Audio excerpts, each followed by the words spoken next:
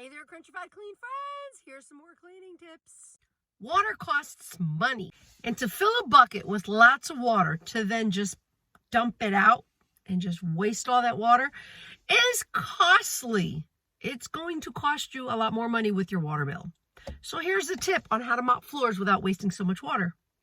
Spray bottles or squirt bottles for mopping floors. What I love the most about squirt bottles and spray bottles for mopping floors is that I could fill it up with my water and then my cleaning solution and then spray as needed. And the rest of the cleaning solution just stays in here until the next time I need it. So I'm not dumping out dirty water into a clean toilet.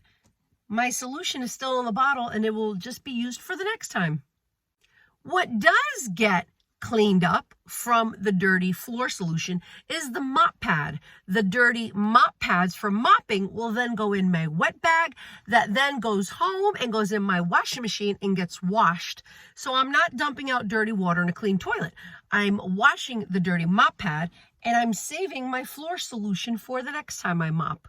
So I'm cutting down on wasting so much water because I'm not constantly dumping dirty water in a clean toilet.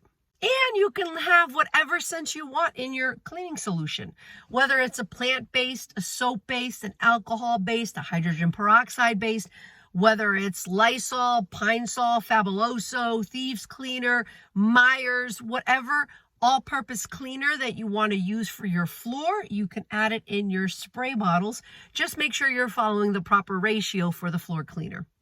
If you want any more cleaning tips, follow my YouTube channel, Crunchy Clean by Kathy, my TikTok, my Instagram, my website, and my Facebook page, and check out my Amazon shop for some of my favorite cleaning tools and products, amazon.com/shop/Crunchy Cleaning by Kathy.